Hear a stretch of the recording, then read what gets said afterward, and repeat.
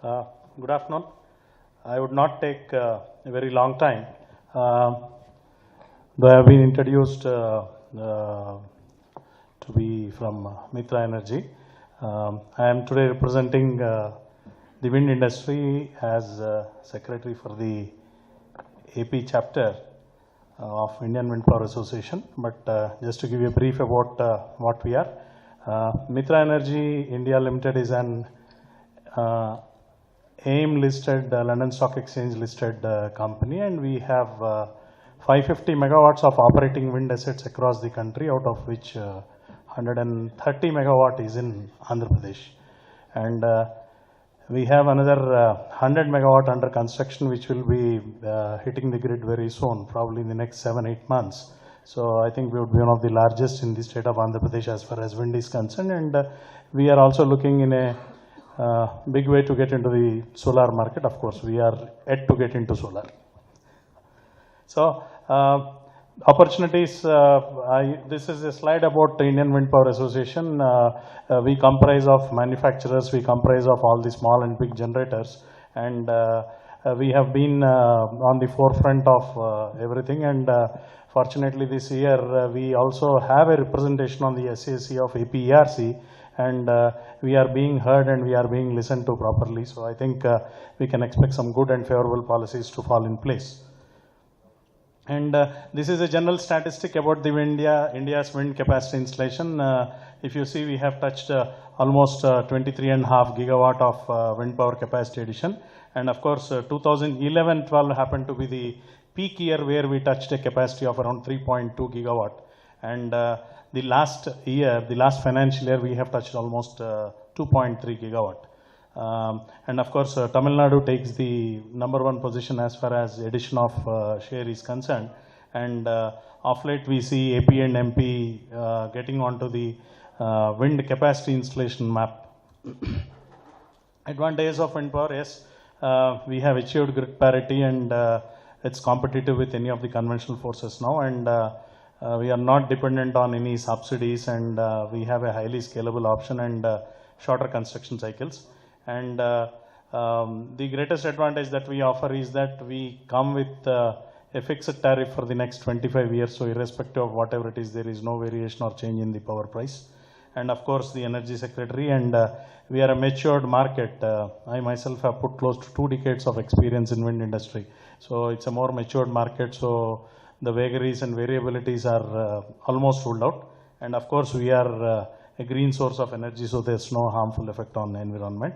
And as far as wind power potential in AP is concerned, at the 80-meter hub height, the evaluated potential is close to 14,500 megawatts. And as of now, we are only a 1016 megawatt of installed capacity is what we have. And most of the wind resource assessment for the state of Andhra Pradesh has been done mostly by, of course, initially it started with CWET, but subsequently it had been a major activity that almost all the private people like us have actually done. And of course, major wind district regions are Anantapur, Kurnool, Chittoor, Kadapa, Nellore and Vizag. Nellore and Vizag, we have slightly lesser capacities, especially Vizag, though it has capacities. It may not be feasible for us to go and do a project due to the real estate and the tourism importance there. And the regulatory scenario in AP, I think this becomes very important for us.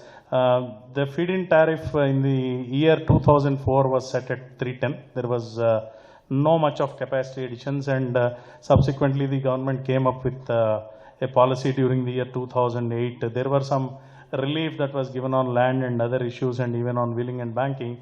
And subsequently, the Honorable Commission has revised the tariff to 3 rupee 50 paisa in the year 2009. So there was no sizable addition as far as the capacities is concerned.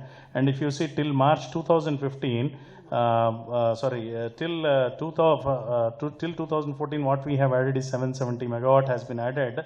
Ever since there has been a revision in the tariff from this 350 to 4 rupees 70 paisa. So in the last I think I would say 3 years, 2012 to 2014, what we have added is almost 770 megawatts of capacity. I would not repeat this highlights of wind power policy. Yes, by and large, the policy making had been a consultative process. I think we are extremely thankful to the government of Andhra Pradesh. Unlike the earlier years where there was a policy which hit us and subsequently we used to go back and represent on the changes and modifications to be made, this time it had been a consultative process.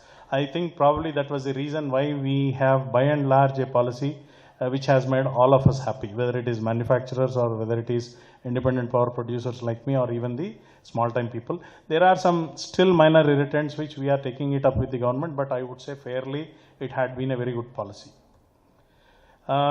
Yes, now the government of AP plans to have around 4,000 megawatt of capacities added, and to my knowledge, according to a recent review this year, all of us together have promised around 1100 megawatts of capacity to be added. And since we had been into the market for quite some time, and since in terms of land acquisition we buy it on a footprint basis, unlike our solar brothers who do it on a contiguous basis, so we were able to fairly execute the projects with minor delays here and there, but still we were able to execute. So hopefully we should be hitting this 1100 megawatts of mark this year, coming year also. And this is our commitment to the government of Andhra Pradesh as an industry, as an association. And now I think what needs to fall in place is after the policy, I think the tariff is something which needs to fall in place. The Honorable Commission has also been very proactive, and good thing is they have come out with the regulations, and 30th of this month happens to be the last date for us to give our comments or views on the regulations. By and large, we find them to be in line with what the national, CRC has been following. So there are some minor issues that we are representing as an association, and I am sure they will definitely be taken into consideration. Yes, still the major issue that we have is on the evacuation side of it. In order to connect all these capacities, AP Transco has actually proposed a green energy corridor, and they have also awarded all these contracts, and the works are also happening at a faster pace.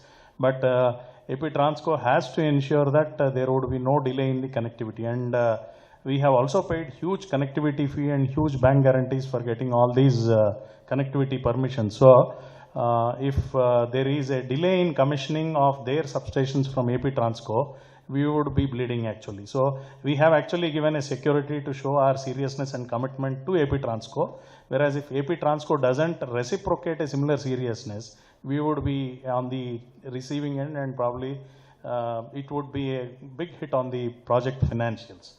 For a long time we have been requesting AP Transco to come out with a system where we can either get into a JV or they allow us to build the substation or the evacuation infrastructure, and whatever they decide as a reasonable cost to be reimbursed in whatsoever mechanism, they can actually do it.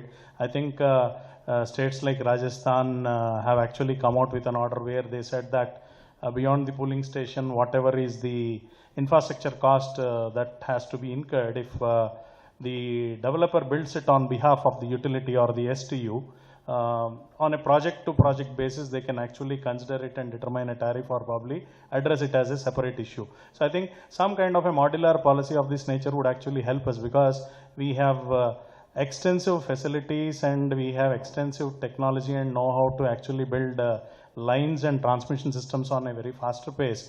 If you go back and recall today morning Energy Secretary's discussion, he has been citing ROW issues. As private developers, we have little less constraints than the government in terms of compensation and getting things done.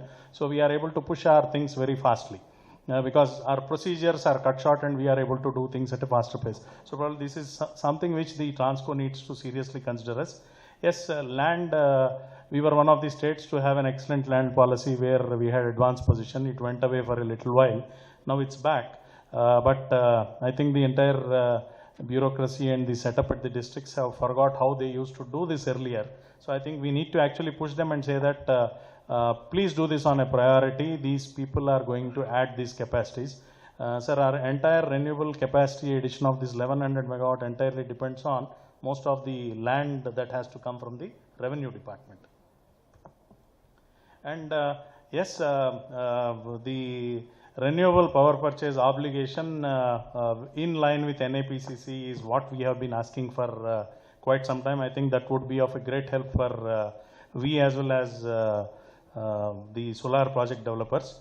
And the recently announced wind policy has actually talked about according an industry status. So what do they actually mean by industry status? Because in terms of normally set up industries, they have classified them into micro and small, medium and large. So what is the eligibility criteria? So there needs to be a lot of guidelines that need to actually come up on what basis and how they are going to accord this industry status to wind power projects.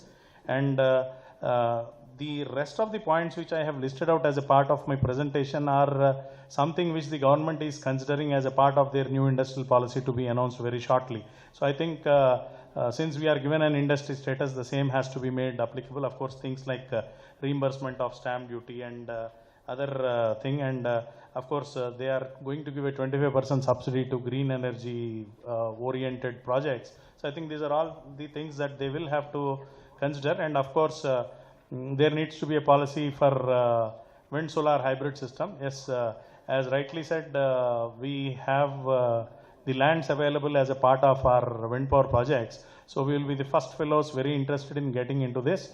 As Indian Wind Power Association, we have also given our submission as a part of this discussion paper to the Honorable Commission, and we will be at your disposal, sir, for any further clarifications that you would require in what we have represented in terms of wind solar hybrid policy.